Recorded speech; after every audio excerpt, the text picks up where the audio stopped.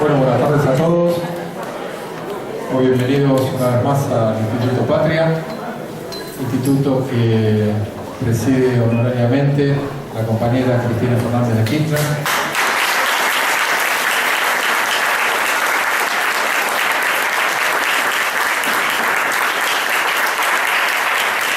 La intención de este lugar es un ámbito de debate, un debate que vaya construyendo la idea sobre la fortaleza que tenemos que tener en este tiempo donde el neoliberalismo viene avanzando en una cantidad de frentes.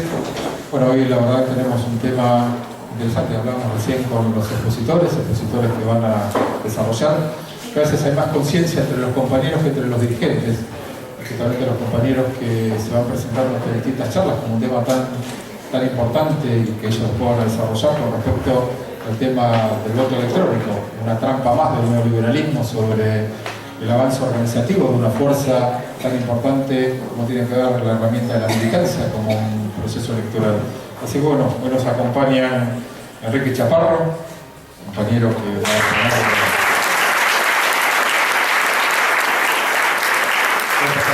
a tener la libre, bueno, el periodista Ari Lijalat,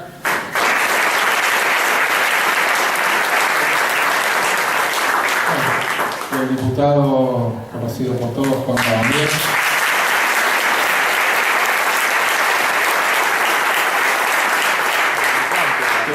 Desde el lado nuestro se está poniendo este tema al hombro y lo viene debatiendo en distintos lugares. Un tema, que aparte son temas, ¿no?, que parece desde el inicio, o sea, como que resulta una pérdida de los medios, ¿no?, de la visión de la gente. La visión de la gente es como que el voto electrónico es maravilloso, como que el voto electrónico genera una transparencia, genera una herramienta moderna que nos va a permitir ser mejores. Bueno, y hoy acá.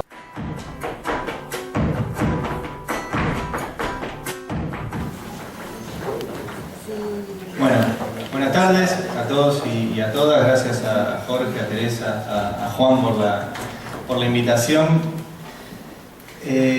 Como dice bien el título de la charla, la idea es charlar un poquitito sobre el voto electrónico. Yo no sé si la dicotomía después me va a corregir por ahí Enrique. Enrique es como el Messi de este tema, así que después escúchenlo seriamente a él. Yo soy simplemente un periodista que me di cuenta tarde de esta cuestión, y digo esto porque los periodistas que por ahí tuvimos la suerte de estar al aire en la radio, en algún lado, el archivo queda, y yo cuando se empezó a discutir la cuestión del voto electrónico, que me sonaba que en Venezuela se usaba, que en Brasil se usaba, me acordaba más o menos que en Estados Unidos se había usado y había habido medio lío, pero sentido común mío dijo, está bueno.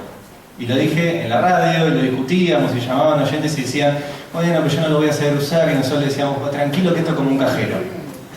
Y me acuerdo de esos llamados de oyentes, hasta que en un momento, 2 días antes de la elección, y ahí fue cuando empezamos a sospechar un poquito de la elección de la primera vuelta en la ciudad de Buenos Aires, nos enteramos que le habían allanado la casa a un chico, a Joaquín Sorianel, un técnico informático, que simplemente había advertido a la empresa, y después voy a contar específicamente qué es lo que hizo Joaquín, y había detectado, el título era un técnico informático detectó fallas y le allanaron la casa. Y ahí es donde por ahí el olfato periodístico empezó un poquito a ver, che, ¿por qué le allanan la casa a un pibe que simplemente dice, bueno, acá hay un problema? Así que lo que creo que les puedo aportar en primer lugar es, más como politólogo primero, porque en la ciencia política estudiamos, entre otras cosas, los sistemas electorales, y el voto es una parte del sistema electoral, no es el sistema electoral en su conjunto, es una parte importante porque básicamente un sistema electoral es un mecanismo que tiene cualquier sociedad de transformar votos en cargos. Parece una obviedad, pero para empezar a definirlo, lo que hace un sistema electoral es transformar cada uno de sus votos individuales. Todos ustedes entran en un cuarto oscuro, no discuten con nadie, depositan una boleta, o en este caso tocan una computadora para elegir un candidato, y esos votos pues coinciden o no coinciden, y hay un sistema que lo transforma en cargos legislativos con cargos ejecutivos. Ahora, el voto, y yo creo que estas mesas también sirven para empezar a discutir un poquito más amplio, no solo el voto, sino el sistema electoral en su conjunto, que algo empezó a tocar el kirchnerismo cuando se hicieron reformas, por ejemplo la reforma de las PASO. A mi entender esa reforma no cambió tanto la situación, pero es una reforma importante, pero sí hubo una reforma importante en la ley de financiamiento de los partidos políticos, ¿sí? Pero hay muchos elementos que determinan cómo funciona un sistema electoral. Para empezar, ¿cómo se eligen los candidatos? Y si solamente los partidos políticos pueden presentar candidatos. En Argentina, los partidos políticos tienen el monopolio de la participación en elecciones. Hay otros países que no. Que por ahí un sindicato se presenta como sindicato a elección o un movimiento social. No en todos los países los partidos políticos tienen el monopolio de la posibilidad de acceder a cargos. Y si vos no tenés un partido político, para tener un partido político muchos de ustedes alguna vez han juntado avales, afiliados y todas esas cuestiones que hay que hacer, no es fácil. No es fácil conformarlo, no es fácil sostenerlo. De hecho, Macri logró recién en el 2010 tener la personería jurídica nacional y en Santa Cruz todavía ni siquiera tiene el partido conformado. Y es el partido gobernante. Entonces, esa es una de las cuestiones. La otra cuestión, por ejemplo, elemento del sistema electoral es candidaturas. Si las candidaturas, como son en la Argentina, son por lista, ¿sí? O sea, una lista cerrada y ustedes votan una lista, o hay países donde las candidaturas son individuales. En general son países más chiquitos donde se puede conocer a cada uno de los candidatos, pero también es una discusión, candidaturas individuales o listas. La otra discusión que determina un sistema electoral es si el voto es ordinal o categórico. O sea, si ustedes, al tener la lista, tienen la lista, básicamente, para hacerlo simple, cerrada, o la pueden ordenar ustedes como quieran. Hay países en los cuales tienen la lista de diputados, por ejemplo, y si a ustedes les gusta más Cabandier, que está quinto, lo ponen primero, y si el primero, que es Enrique Chaparro, no les gusta tanto, lo mandan al final. Eso existe en países del mundo. Otra discusión sobre elementos que determinan un sistema electoral, si es uninominal o plurinominal. ¿Sí? Si se votan tanta cantidad de cargos como los que hay en un distrito, o se vota un solo cargo por el distrito electoral que se está eligiendo, e incluso combinaciones. Por ejemplo, en Bolivia, ¿sí? Se votan en un lugar, se votan tanto diputados plurinominales como uninominales, y esos diputados uninominales es parecido a lo que pasa acá con los senadores. Digamos, hay senadores que necesitan 1 millón de votos para ser senador, y hay senadores que necesitan, creo que eran 35.000 votos en Tierra del Fuego, lográs ser senador, ¿sí? Eso es un sistema más parecido al uninominal. Les planteo todo esto para insistir que hay muchas formas de voto. Por ejemplo, hay un sistema de voto que se llama voto acumulativo, que es que cada uno de ustedes tiene 5 pelotitas, 5 votos, tiene la lista y puede definir si le pone 5 votos a uno, o 3 votos a uno y 2 a otro, o un voto. O sea, tienen 5 posibilidades, 5 opciones, 5 puntos, eso. 5 puntos y ustedes las eligen. Y hay ejemplos de eso en el mundo. Otra cuestión que determina el sistema electoral, el umbral. Si alguno de ustedes es bonaerense, sabe que en la provincia de Buenos Aires, el partido que no llega al 3% del padrón, no de los votos, del padrón, se queda fuera del reparto proporcional que se hace después con el resultado electoral, ¿sí? En Santa Fe es mucho más alto, creo que es del 30 o del 35% ese umbral electoral. Y ni hablar de otras cuestiones que determinan cómo funciona un sistema electoral, como si existe presidencialismo o parlamentarismo, si se junta la elección presidencial con las elecciones parlamentarias, etcétera, etcétera, etcétera. Yo creo que, aparte de discutir, y ahora voy puntualmente a la cuestión del voto electrónico y qué pasó en la Ciudad de Buenos Aires, todos estos temas que todos ustedes, y en general todos, damos por hecho. O sea, nosotros nos enseñan en la escuela que vamos, votamos, a repartir los cargos y punto, y nunca preguntamos cómo funciona ese sistema. Y ese sistema determina, básicamente, que con la misma cantidad de votos, los cargos se repartan de una forma o de otra. Los votos son exactamente iguales, y según el sistema que tengas, cómo lo repartas proporcionalmente, cómo distribuyas las secciones electorales. Ejemplo histórico, el de Palacios. Palacios logra acceder a ser el primer diputado socialista porque en el peronismo se cambian las secciones electorales, y justo le queda una sección electoral que Palacio era muy fuerte, ¿sí? Que era, no me acuerdo si La Boca o Barracas. La Boca. ¿Cuál qué? La Boca. Miren cómo, y era el mismo resultado, pero el cambio de las circunscripciones electorales también modifica una elección.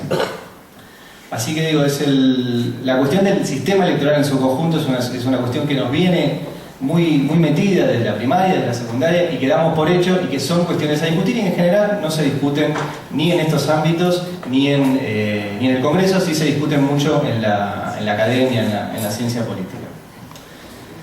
¿Qué pasó en la ciudad de Buenos Aires? Bueno, se votó la ley 4894, ¿sí? Que entre otras cosas introdujo la posibilidad del voto electrónico. Yo me fui a fijar qué había hecho el bloque del Frente para la Victoria en la legislatura, ¿sí? Para chequear a ver qué había hecho Juan y todo el resto de los...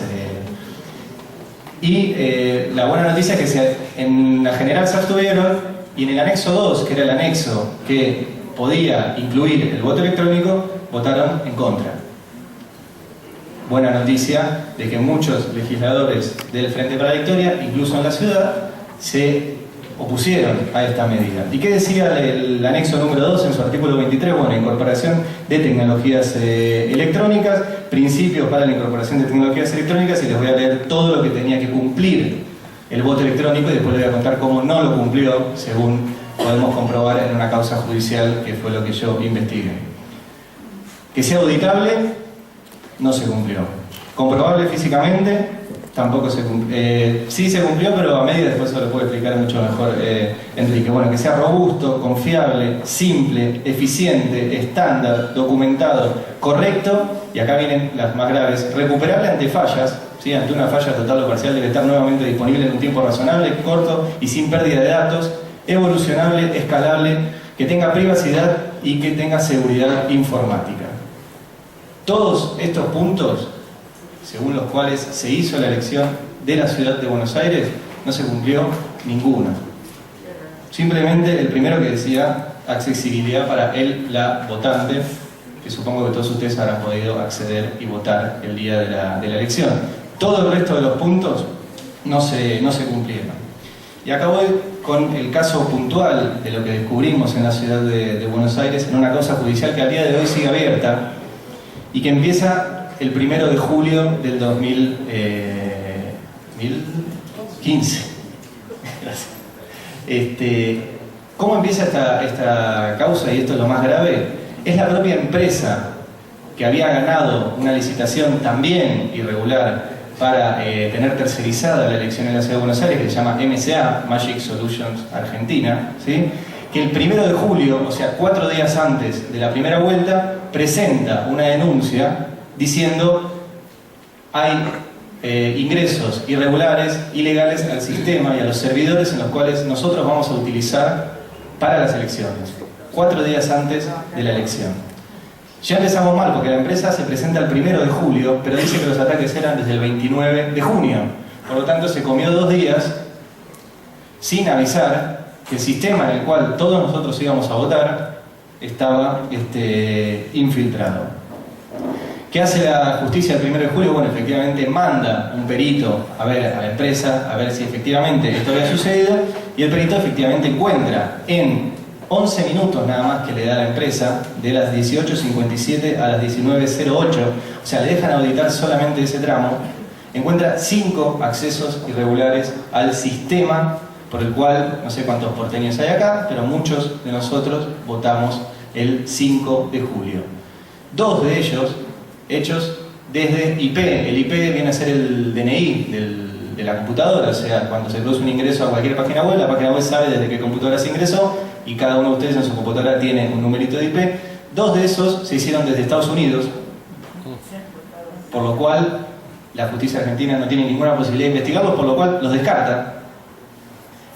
Ahí hay 2 opciones: una, que efectivamente alguien haya entrado desde Estados Unidos al sistema en el cual todos votamos acá, y otra es que haya entrado alguien desde acá a través de un navegador que se llama Tor, ¿sí? Que es un navegador como cualquiera de los que ustedes usan, de uso libre, pero que oculta detrás de falsas direcciones desde donde se está accediendo. Si ustedes quieren que no se sepa que ustedes están accediendo a algún lugar, bájense el Tor y naveguen con ese programita, y no con el Explorer o el Google Chrome o cualquiera de los que utilizan. Una tercera dirección, una tercera infiltración, también la descarta, no se sabe por qué, y las otras 2 que encuentra son una de Joaquín Sorianello, que es el que yo les había comentado al principio, este técnico informático que encuentra en internet la posibilidad de ingresar al sistema. Dice Joaquín, voy a probar, a ver si es verdad.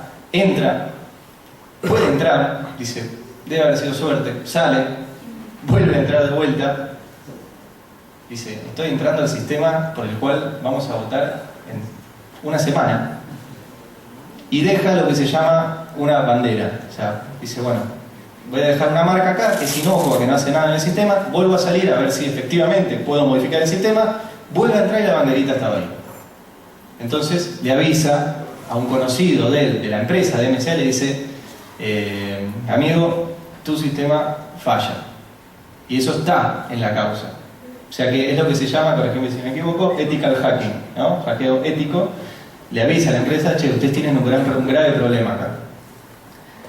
Pero hay otro ingreso, que es de un chico que se llama Leandro Manelli. Joaquín ya fue sobreseído en esta causa, ya está tranquilo en la casa y hace un par de semanas le devolvieron sus computadoras después de un año de que la policía las tuvo ahí secuestradas.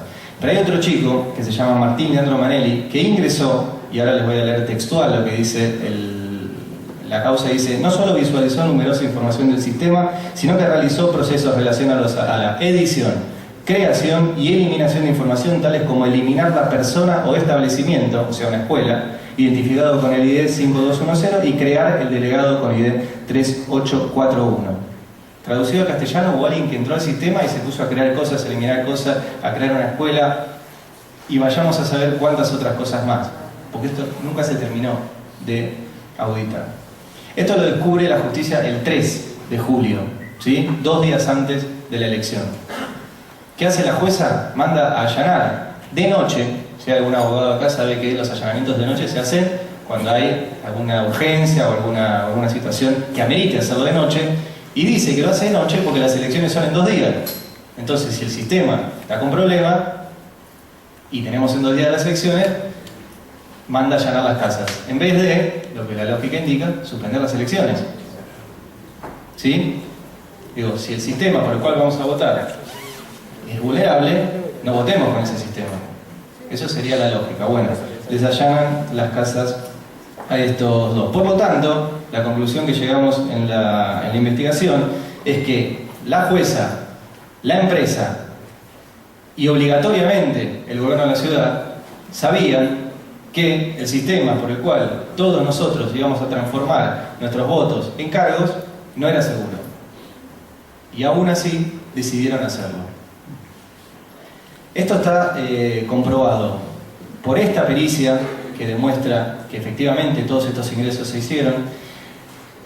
La justicia le había pedido, para que se aprobara lo que votaron en la legislatura, tenía que pasar por el Tribunal Superior de Justicia de la ciudad. Le había pedido una auditoría a la UBA, ¿sí? La Universidad de Buenos Aires, que la hace un señor, la firma un señor que se llama Claudio Enrique Righetti, que seguro usted lo conoce. Ese hombre, además de tener un cargo en el Departamento de Computación de la UBA, es uno de los jefes de seguridad en redes del Grupo Clarín. ¿Qué dice ese primer informe? Primero, esa primera auditoría que arranca y tiene un título gigante arriba que dice auditoría parcial. Con esa auditoría parcial el Tribunal Superior de Justicia le da vía libre al voto electrónico en la ciudad de Buenos Aires.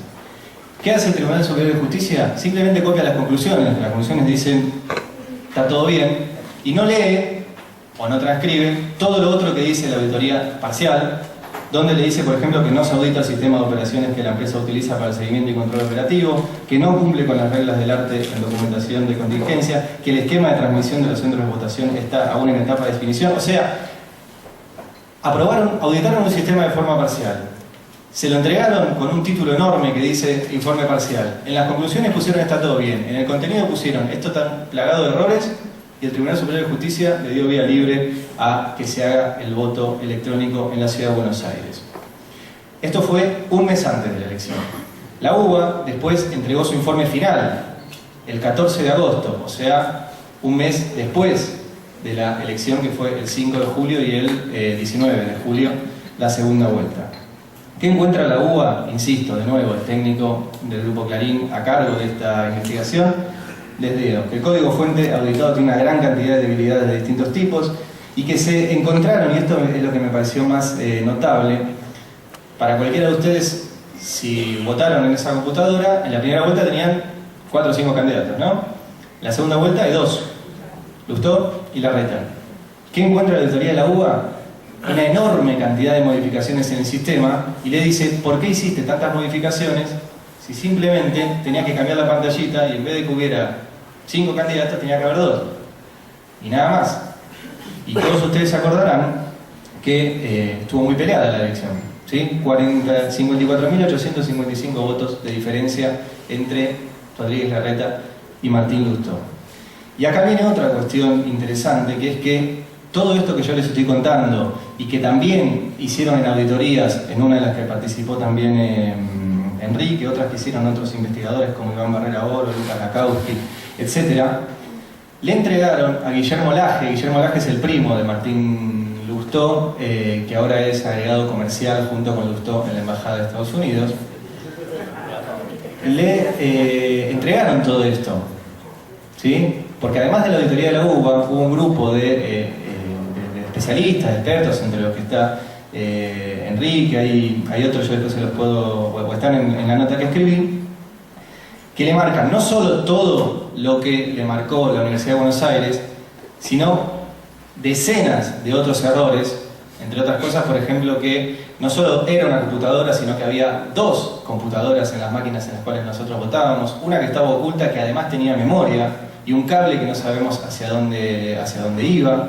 Esa memoria no sabemos tampoco qué pasó porque todas esas máquinas se las quedó la empresa, con lo cual con la información que tienen esas máquinas, y si esas máquinas tenían memoria, es muy fácil sacar la cuenta, por ejemplo, de qué votó cada uno de ustedes, si la máquina guarda horario de votación y el voto, ¿sí? Entonces, un montón de elementos que los puede explicar Enrique mucho mejor que yo, que muestran que claramente el sistema era vulnerable y que claramente, ante la pregunta, a mí me preguntaban el otro día, ¿vos podés asegurar que hubo fraude? No. Ahora, ¿Rodríguez Larreta puede asegurar que el resultado de la elección fue real? No. Y eso es lo grave.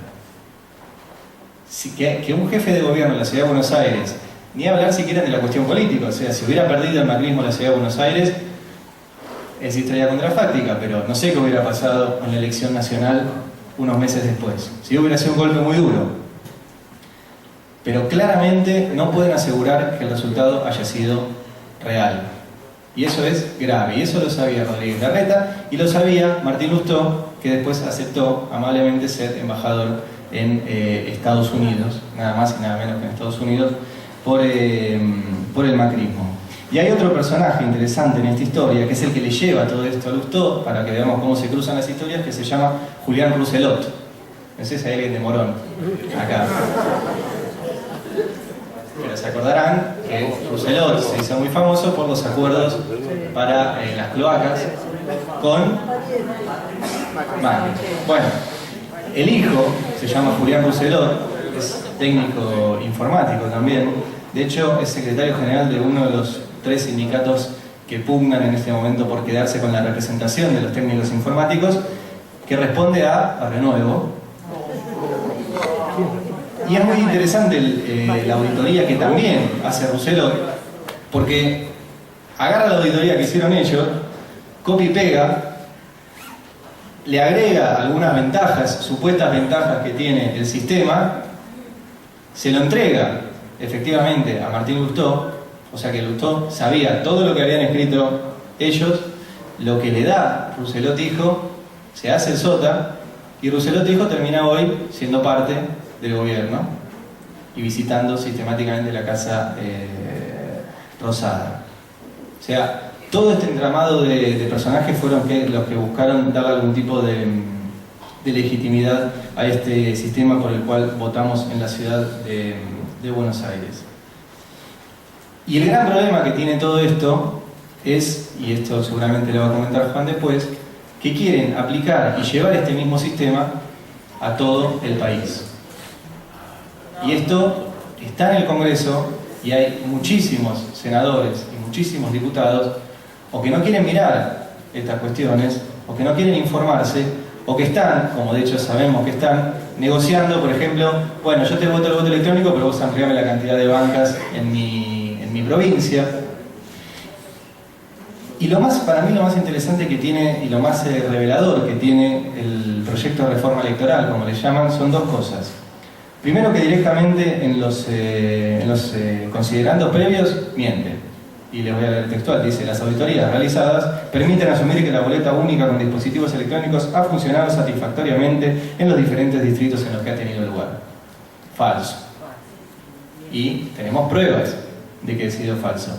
Y la segunda revelación es que, si ustedes leen el proyecto, el sistema crea un montón de nuevos delitos para aquellas personas que quieran ver qué está pasando o que, en todo caso, vulneren el sistema.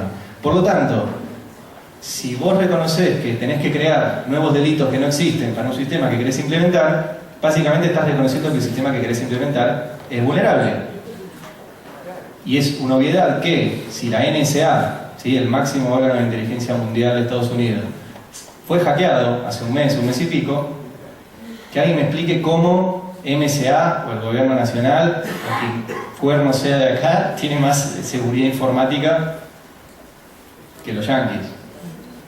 Por lo tanto, el propio proyecto que quieren aprobar, que seguro Juan lo tiene más en detalle, reconoce todas estas cuestiones, y es muy grave que haya diputados y senadores que quieran plegarse a esto. Ni hablar de la cuestión económica, ¿sí?, de lo que va a costar las máquinas para todo el país, la capacitación para todo el país, el traslado de todo eso, la contaminación. Ahora que Macri dice que está con la agenda del medio ambiente, me explicaban cuando hacía la nota a varios técnicos, las baterías de litio que lleva estas... o sea que es todo contaminante. Así que ese es otro de los grandes problemas que hay ahora y que se está discutiendo en el Congreso. Así que yo espero que estas investigaciones, que curiosamente no replican los grandes medios de comunicación, esto está publicado con las pruebas, con todo lo que les conté y con bastante más detalle. Hubo un solo medio de comunicación grande que levante esta noticia, lo cual habla también de una suerte de manto de complicidad sobre esta cuestión. Y con esto cierro. Y lo grave, a ver, más allá de que es imposible que pase el año que viene, ¿no? Es muy difícil que lleguen a votarlo, a implementarlo, a comprar las máquinas, a llegar, a capacitar todo esto que quieren hacer. Pero lo grave que es que, por la discusión de que efectivamente, y hay que dar esta discusión, con esto quiero cerrar, de que también tiene problemas el sistema de papel. Todos ustedes o muchos de ustedes habrán sido fiscales, saben lo que es ir a una escuela, que falten boletas, que la suma, etc. Ahora, que los diputados y senadores tomen la decisión de adoptar este sistema, que en lugar de eliminar las vulnerabilidades que también tiene el sistema de papel, y que es otra discusión para abrir, lo único que hace es sumarle problemas y sumarle vulnerabilidades y sumarle riesgo al valor, creo que yo más, o una de las pocas instancias de la democracia real, que es: nosotros vamos, votamos y elegimos a quienes legislan y a quienes gobiernan. Y ojalá algún día elijamos a los jueces también, pero bueno, esa es otra cuestión.